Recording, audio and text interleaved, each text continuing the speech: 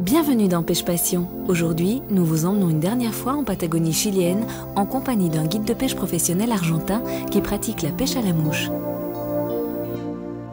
La recette de la semaine, la truite au bleu, un grand classique de la cuisine française. Une recette toute simple qui permet d'apprécier de manière optimale la saveur de la chair d'une truite fraîchement pêchée.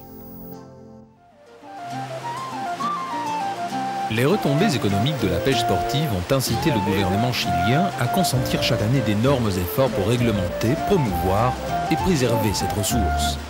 Dans cette perspective, l'étude ichtyologique menée actuellement dans le fleuve Nirégao est la première du genre réalisée à Aysén. Chacun caresse l'espoir de voir cette initiative s'étendre à d'autres fleuves de la région. Nous sommes en train d'évaluer la quantité de nourriture que le fleuve peut offrir aux truites. Et si nous connaissons la réserve d'aliments du fond de l'eau, nous pouvons prévoir le nombre de truites que le fleuve peut nourrir. Et c'est ce que l'on appelle la capacité de charge. Il nous faut donc mesurer la capacité de charge du système. Comme la pêche sportive se pratique sur ce cours d'eau, les pêcheurs seront ravis d'y découvrir de belles truites en abondance. L'étude des sources alimentaires est essentielle pour déterminer le maximum de truites pouvant peupler ces eaux et par là même fixer le nombre de pêcheurs admis de manière à maintenir le niveau d'équilibre.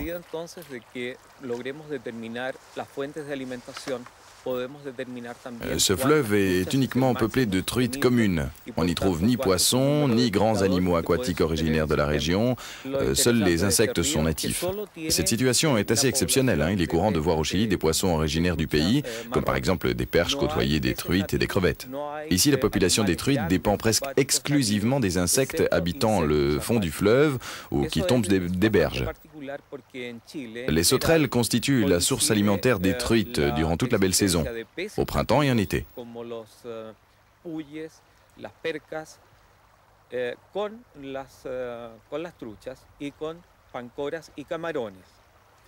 Mais à cette époque de l'année, leur population commence à décliner. Et dans peu de temps, ces insectes auront sans doute disparu.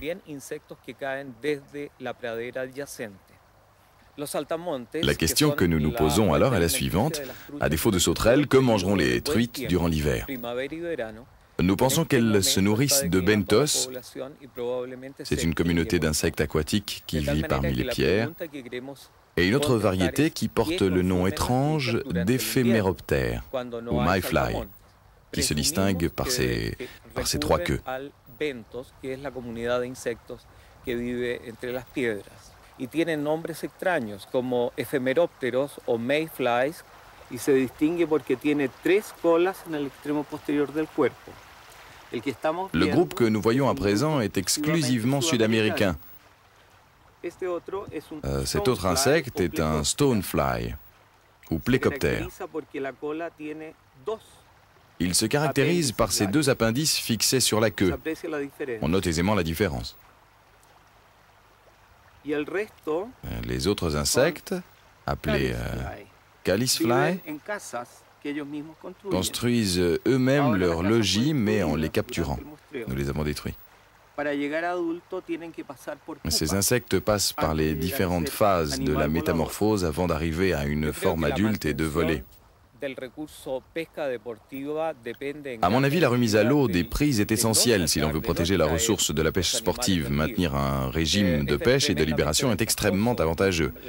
Si de plus nous évitons la pollution des fleuves, ce qui est possible dans cette région peu peuplée, nous parviendrons à préserver l'environnement et par là même la ressource pêche.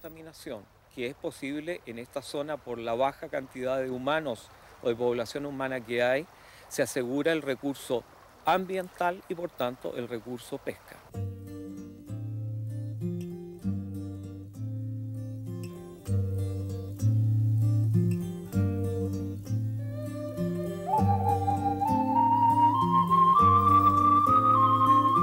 Vamos a ir a la desembocadura, Enzo.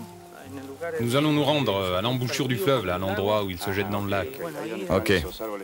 C'est là-bas où on aperçoit les arbres coupés. Ouais, exactement, ouais. Superbe endroit. Ouais, c'est bien vrai, ça.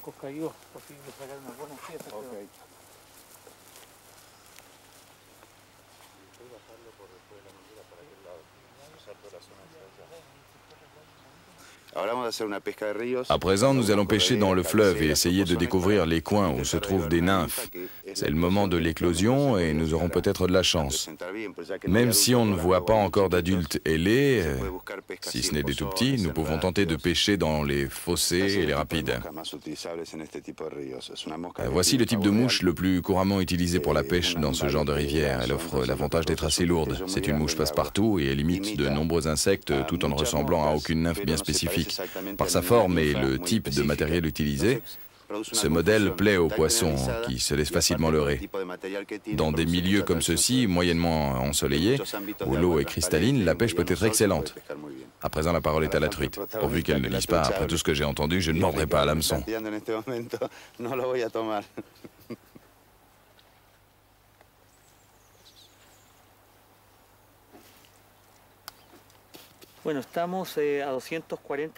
Nous nous trouvons à 240 km au nord de Coyhaique, la capitale régionale, et cet endroit est très proche de la côte, à 18 km de Puyabi.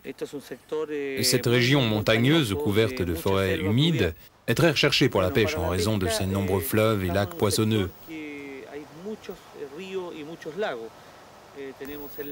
Le lac Rizopatron est orienté du nord au sud. Ses eaux se déversent dans une rivière longue d'environ 70 km qui se jette à son tour dans le fleuve Palena. Les truites et les saumons remontent ce fleuve pour arriver au lac où ils séjournent durant toute la saison de pêche.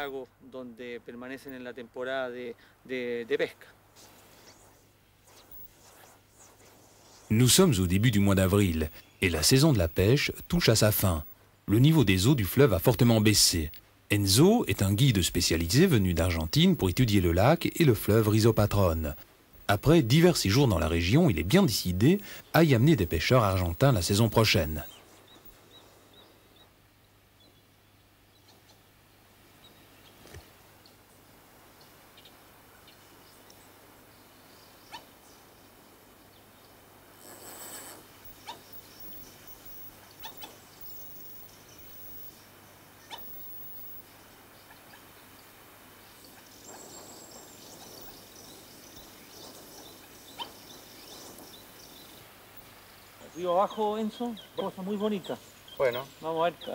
En aval, il y a de belles truites là. C'est parfait. On va tenter notre chance. Ok, d'accord.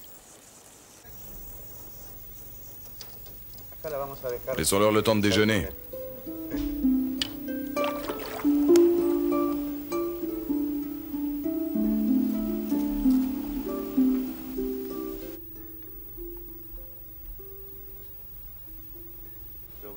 Je vais utiliser une variété de mouches appelée digeste.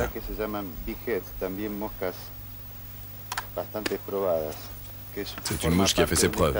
Ce modèle présente un anneau souple appelé zoca, fait de plumes de perdrix. Avec ses petites pattes placées de cette manière, cette mouche ressemble à une nymphe sur le point de se métamorphoser en adulte et prendre son envol. C'est en fait une des phases de la métamorphose des diptères.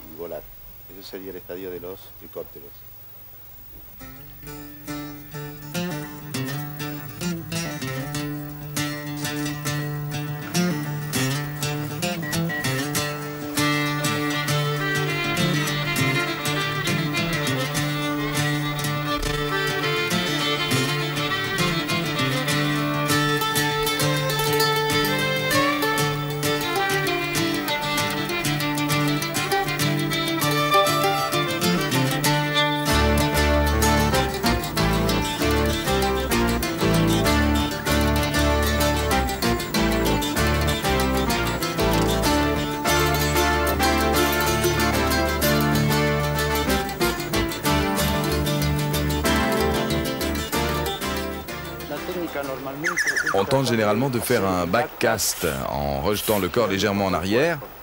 On tire et on amène la mouche vers l'avant pour ensuite la poser sur l'eau, en évitant les problèmes que je viens d'avoir en accrochant une plante, évidemment.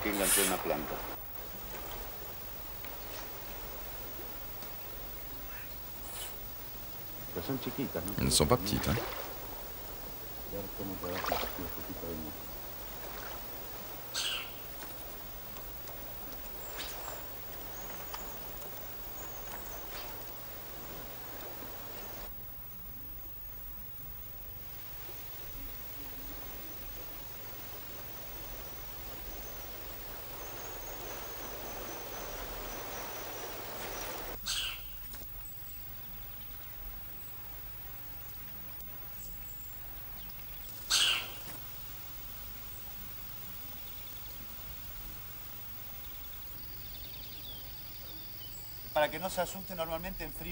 Pour ne pas effrayer les truites, je me refroidis d'abord la main en la plongeant dans l'eau. Si la truite sent la température naturelle du corps, elle se met à frétiller. Lorsque la température de la main est la même que celle de l'eau, alors on peut alors la prendre délicatement. Les néophytes vont trop vite et n'arrivent pas à l'attraper.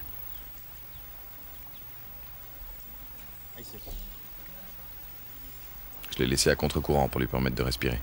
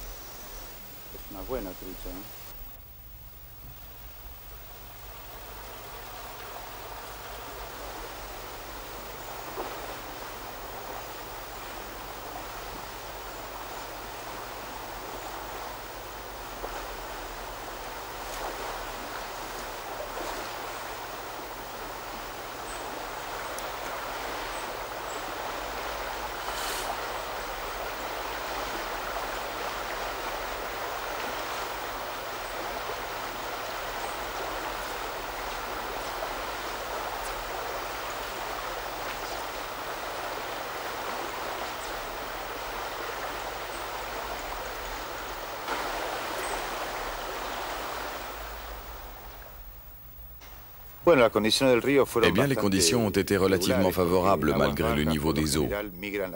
Généralement, lorsque les eaux sont basses, les espèces un peu plus grandes émigrent. Il ne reste alors que les très petits poissons. On les voit courir à la recherche de leur alimentation, mais ils n'intéressent guère le pêcheur sportif. Si le niveau des eaux avait été plus élevé, les possibilités de pêche auraient été bien meilleures.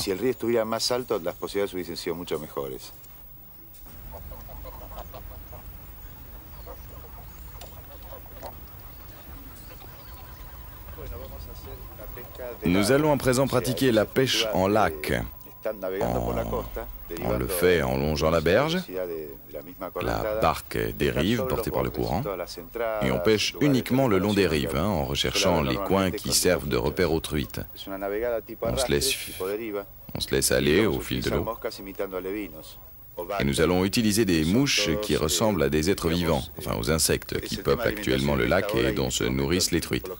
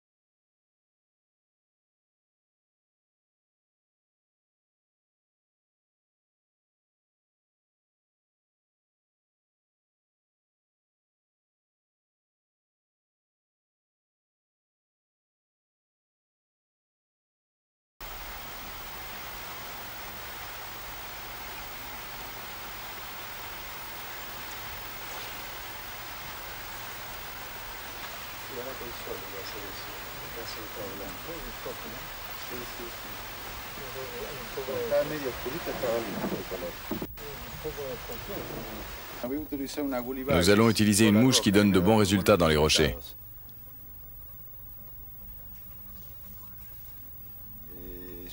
Et cette mouche est une imitation d'un alevin avec une tête en bronze. Placé dans l'eau, son mouvement sinusoïdal ressemble à la perfection à celui d'un alevin. C'est donc cet appât que je vais utiliser, et à mon avis, il convient parfaitement pour pêcher à cet endroit.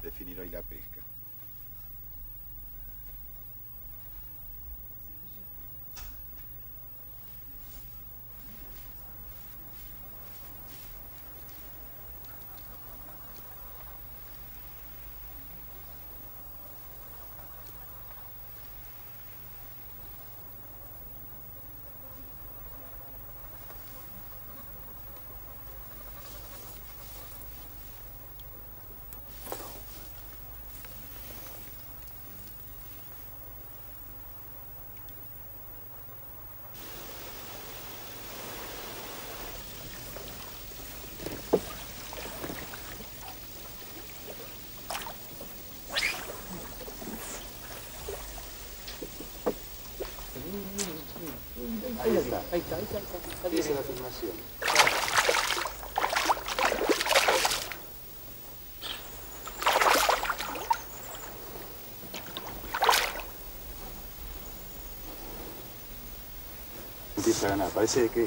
Oui, apparemment, elle n'a pas beaucoup d'énergie, mais il ne faut pas se fier aux apparences. Il ne faut pas perdre patience. Elle finira bien par prendre la mouche. Selon les statistiques, les truites dans ces régions sont très malines. Esa característica que tienen las truchas de esta zona, son muy vivas.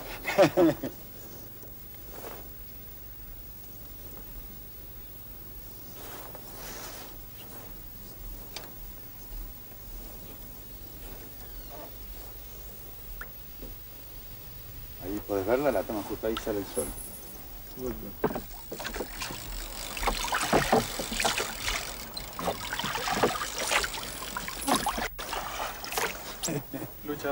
Elle se défend bien, hein. Regarde comme elle est rusée. Una cordena piano. Una profundidad que lleva.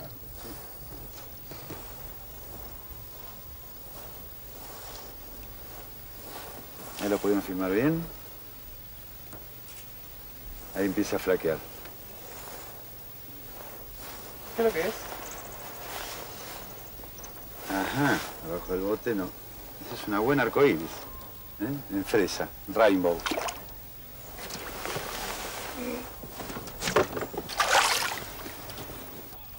Lo vamos a hacer que sufra mucho.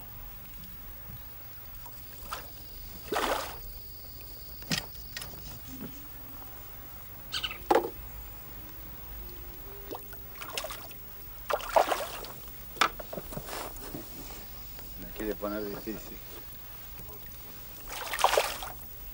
Claro, ve y sale. ¿Ves lo que tiene una cañecito que no lo podés apurar? Cuando se vence, bueno, ahí está ahogándose un poquito al abrir la boca y sacarle la cabeza fuera del agua.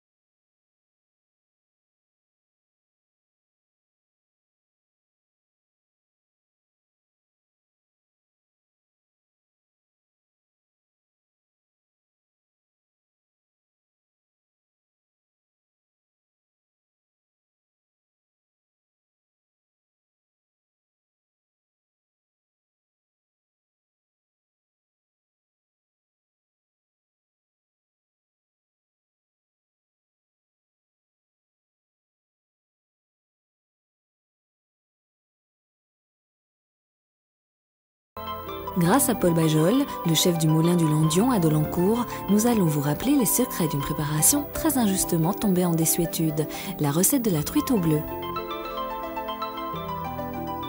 Je me présente, je suis Paul Bajol, le moulin du Landion à Dolencourt. Et ayant la chance d'avoir une rivière tout près du restaurant, je sers fréquemment une spécialité de la cuisine française qui a un petit peu disparu et qui est pourtant un très grand classique, c'est la truite au bleu. Alors la truite au bleu nécessite une truite pêchée au maximum dans les 2 heures avant la cuisson et qu'elle soit vidée, nettoyée et simplement rincée. Surtout simplement rincée et non essuyée. Pour préparer cette truite au bleu, j'ai donc pêché dans le vivier qui se trouve dans la rivière une truite que j'ai simplement vidée et rincée il y a à peu près 10 minutes. Et j'aurai besoin de beurre frais pour faire un petit beurre fondu au jus de citron et quelques éléments de décoration pour présenter l'assiette, plus un petit peu de vinaigre que j'ajouterai dans la cuisson. Je vais donc mettre dans cette casserole le beurre que je vais faire fondre. Je vais y ajouter un jus de citron,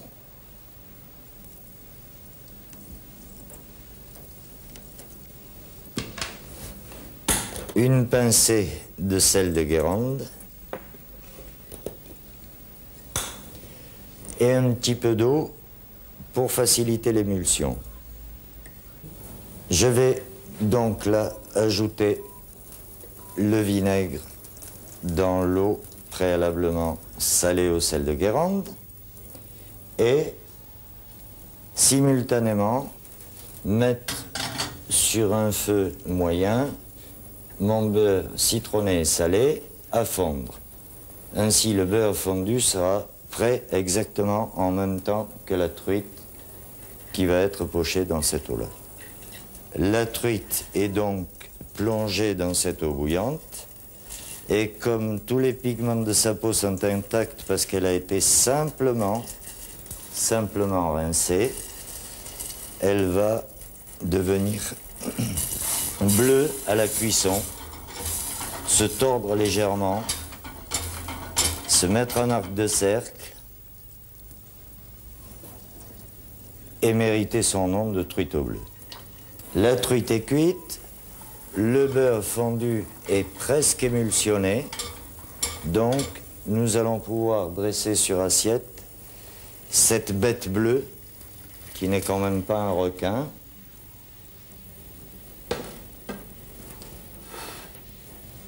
À l'aide d'une écumoire, nous allons pêcher pour la 2e fois cette truite et, sans y toucher, la renverser sur l'assiette de façon à ce qu'elle ait cette position magistrale qui lui est propre. Nous allons donc maintenant décorer cette assiette d'un demi-citron qui va être très agréable à presser sur la truite, quelques herbes sauvages à votre gré et à votre goût, pourquoi pas un petit peu de thym,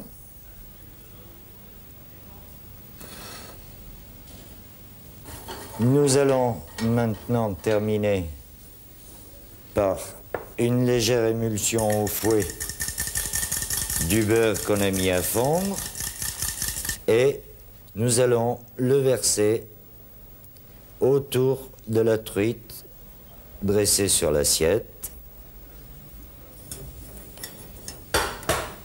Et votre truite au bleu est prête à déguster.